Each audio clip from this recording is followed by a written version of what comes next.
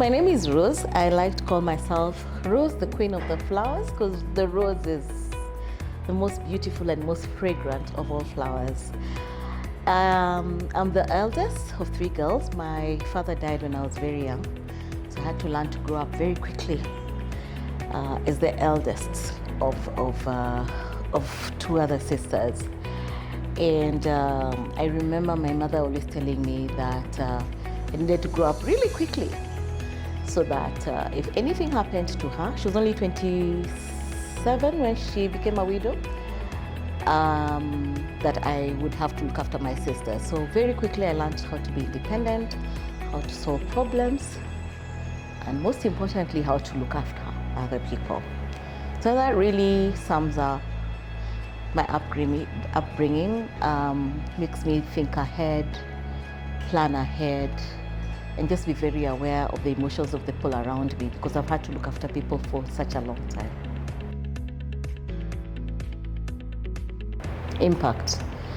I would say my primary work value, what really drives me, is impact, making a difference. Every day I ask myself, will my existence make a difference? Will my having lived on this world leave a mark on someone's life, on someone's career? So that's really what drives me. And actually that's what really got me into the consultancy, facilitation, training space.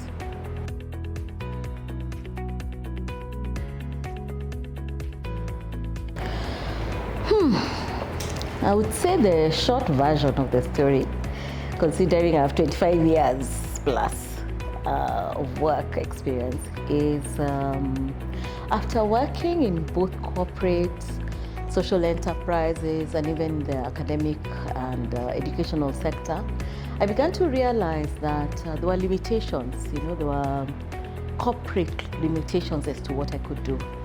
And so being a consultant meant I had a bit more independence and a bit more freedom, more autonomy. You can hear really those are my values, to create meaning for my clients. So that's really what drove me. I learned about consulting really when I was working in corporate, when we'd bring in experts to help us solve problems.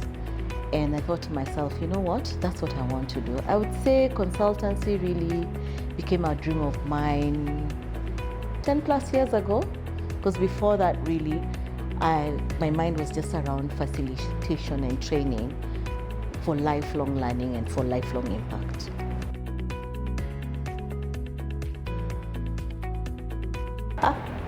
Probably from birth, but seriously though, I would say my first serious job was when I got a job with my old alma mater, my old high school, and I'd never trained to be a teacher before. So I studied history in university and social work, but they needed a history teacher. And it was during a period in the country where there wasn't much employment. And so I jumped at the opportunity. Now, if you have taught teenage girls, it's an extreme sport. And I learned very fast that I needed to read the room when I got into the classroom. And I could tell when things were okay, and I could tell when things were not. So I remember one time going into a classroom and the atmosphere was really tense. And I could tell something was wrong. And I said I would not teach the lesson until they told me what had happened. So later on I asked myself, what is that made me realize that something was off? And that's really, I would say, started my EQ journey, especially just understanding how nonverbals, really actively listening, not just for what has been said, but what hasn't been said, and really seeking to understand. That, I would say, is what started my EQ journey. That was in the year 2000.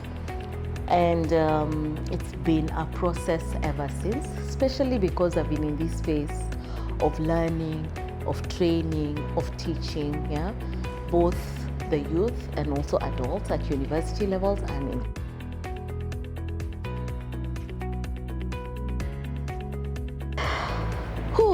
That's a tough question. But I would say one of my proudest moments had to do when I was working with in one of the insurance companies, and we won the Think Business Award that year.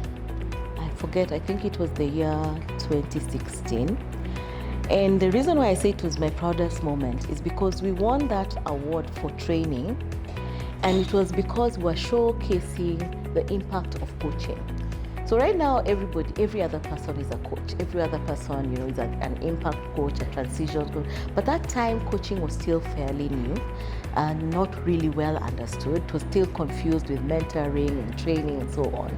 And we're able to show how, as an internal coach, as having a pool of internal coaches in our organization, we're able to transform people who had poor performance, into great performance, people who were afraid to take on more responsibilities, to take on responsibility, people who are just lacking confidence, or just starting out in their career, being able to take on more and more tasks, more and more responsibilities, and really have great business outcomes. Obviously, it's 10 years ago, so I don't remember the nitty-gritty, but I know we're able to showcase that for the Think Business Awards, and we won against quite a number of insurance organizations. So I'd say I'm really proud of that, because we were able to really show that EQ pays. EQ actually can be equal to BQ, business intelligence. Yeah.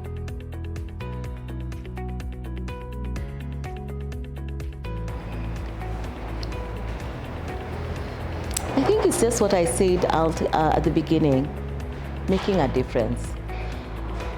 I think too many times we can get stuck in the rat race of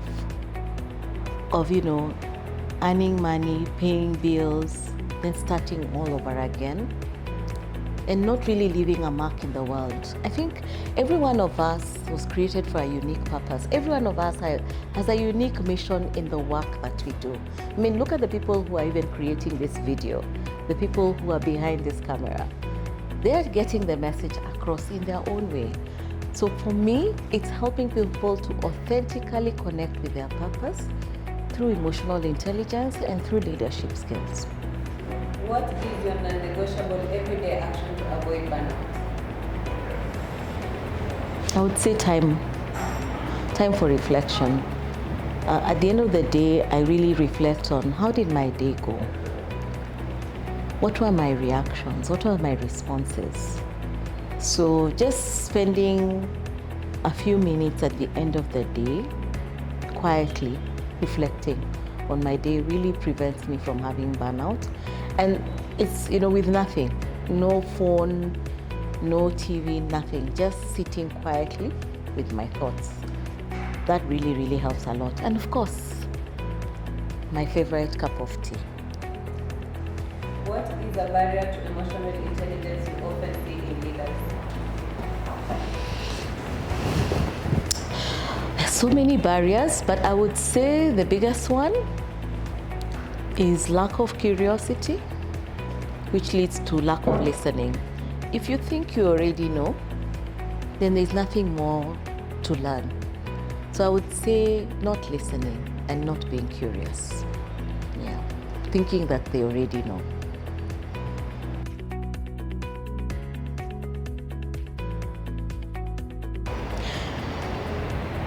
Be intentional.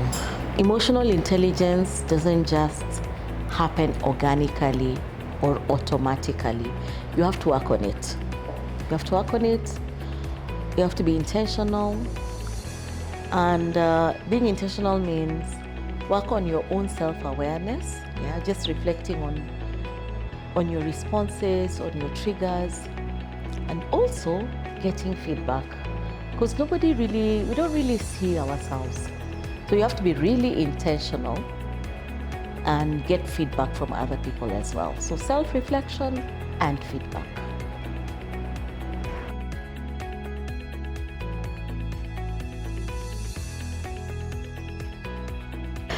Whew, that's a tough one.